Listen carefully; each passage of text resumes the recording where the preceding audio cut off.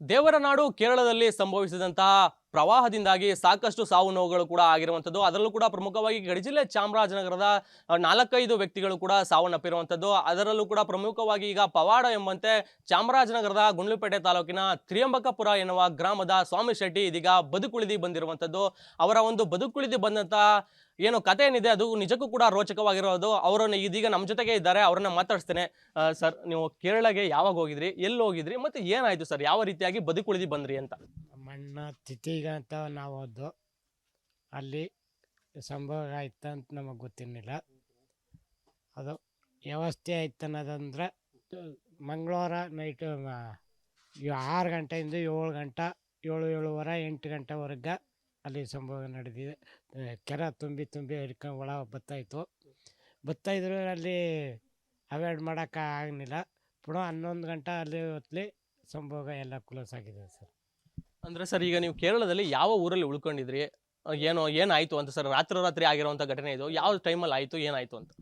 ಚೂರ್ಣಮಲದಲ್ಲಿದ್ದು ಘಟನೆ ನಡೆದು ಅಂದ್ರೆ 11 ಗಂಟೆ ರಾತ್ರಿಲಿ. ಅಲ್ಲಿ ನಾವು ಹೋಗಿದ್ದು ತಿಥಿ ವ್ಯವಸ್ಥೆಗೆ ನಾವು ಹೋಗಿದ್ದು. ಅಲ್ಲಿ ಎಲ್ಲ ಕೊಚ್ಕೊಂಡು ಹೋಯ್ತಿದ್ರು, ನೋಡಿದ್ರೆ ಭಯ ಆಯ್ತಾ ಅಂದ್ಬಿಟ್ಟು ನಾವು ಸಂಭೋಗಾಗಿ ಗುಡ್ಡ ಹತ್ತಿದ್ದೀನಿ ಸರ್.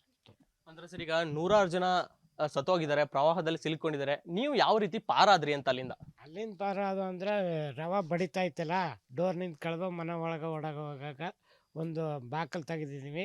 ಬಾಕಲಿಂದ ಮನೆ ಒಳಗೆ ನೀರು ನುಗ್ಗಿ ಹೊರಗಡೆ ಬಂದಿದ್ದೀವಿ ಅಷ್ಟೇ. ಪಾರ ಮಾಡಿ ಬಡ್ದು ಎಲ್ಲ ವ್ಯವಸ್ಥೆ ಮಾಡಿದ್ದೀವಿ.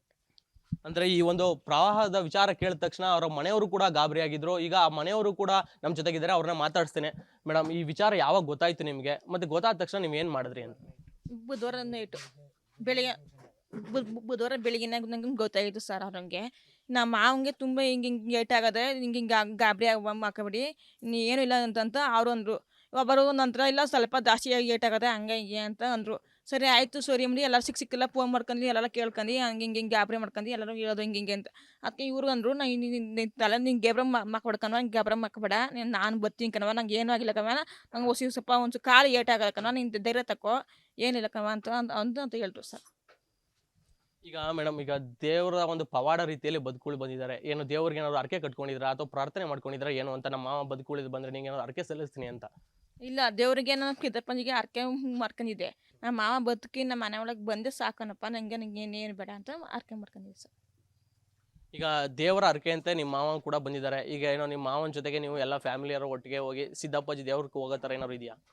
ಆಯ್ತು ಸರ್, ಹೋಯ್ತೀವಿ ಎಲ್ಲರೂ ಸೇರಿದ್ರೆ ಕುಟುಂಬ ಸಹಿತಗಳೆಲ್ಲ ಹೋಗಿ ಆ ದೇವ್ರಿಗೆ ನಾವು ಅರ್ಕೆ ಏನು ಮಾಡ್ಕೊಂಡಿನೋ ಅದು ಅರ್ಕೆನ ತೀರ್ಸ್ತೀನಿ ಕಣಪ್ಪ. ಇದಿಷ್ಟು ಕುಟುಂಬಸ್ಥರ ಮಾತಾಗಿರುವಂಥದ್ದು. ಏನಂದ್ರೆ, ನಾವು ಸಿದ್ದಪ್ಪಾಜಿ ದೇವರಿಗೆ ಅರ್ಕೆಯನ್ನ ಕಟ್ಕೊಂಡಿದ್ದೆ, ನಮ್ಮ ಮಾವ ಬದುಕುಳಿದು ಬಂದರೆ ನಾನು ಕುಟುಂಬ ಸಮೇತರಾಗಿ ದೇವಸ್ಥಾನಕ್ಕೆ ಬರ್ತೀನಿ ಅನ್ನೋದನ್ನ ಅರ್ಕೆಯನ್ನ ಕಟ್ಕೊಂಡಿದ್ದೆ. ಅದೇ ರೀತಿ ಮುಂದಿನ ದಿನಗಳಲ್ಲಿ ನಾನು ದೇವಸ್ಥಾನಕ್ಕೆ ಹೋಗಿ ಅರ್ಕೆಯನ್ನು ಕೂಡ ತೀರಿಸ್ತೇನೆ ಎನ್ನುವ ಮಾತನ್ನು ಕೂಡ ಹೇಳ್ತಾ ಇರುವಂಥದ್ದು. ಸಾಗರ್ ಕುಮಚಾಳ್ಳಿ, ವಿಸ್ತಾರ ನ್ಯೂಸ್, ಚಾಮರಾಜನಗರ. ಅನುಕ್ಷಣದ ಸುದ್ದಿಗಳಿಗಾಗಿ ವಿಸ್ತಾರ ನ್ಯೂಸ್ ಯೂಟ್ಯೂಬ್ ಚಾನೆಲ್ ಸಬ್ಸ್ಕ್ರೈಬ್ ಮಾಡಿ. ಹೊಸ ಸುದ್ದಿಗಳ ನೋಟಿಫಿಕೇಶನ್ಗಾಗಿ ಬೆಲ್ ಐಕಾನ್ ಕ್ಲಿಕ್ ಮಾಡಿ. ಲೇಟೆಸ್ಟ್ ಅಪ್ಡೇಟ್ಸ್ಗಾಗಿ www.vistaranews.com ವೆಬ್ಸೈಟ್ಗೆ ವಿಸಿಟ್ ಮಾಡಿ. ಅಂಗೈಯಲ್ಲೇ ಜಗತ್ತಿನ ಸುದ್ದಿ ತಿಳಿಯಲು ವಿಸ್ತಾರ ನ್ಯೂಸ್ ಕನ್ನಡ ಆಪ್ ಡೌನ್ಲೋಡ್ ಮಾಡಿ.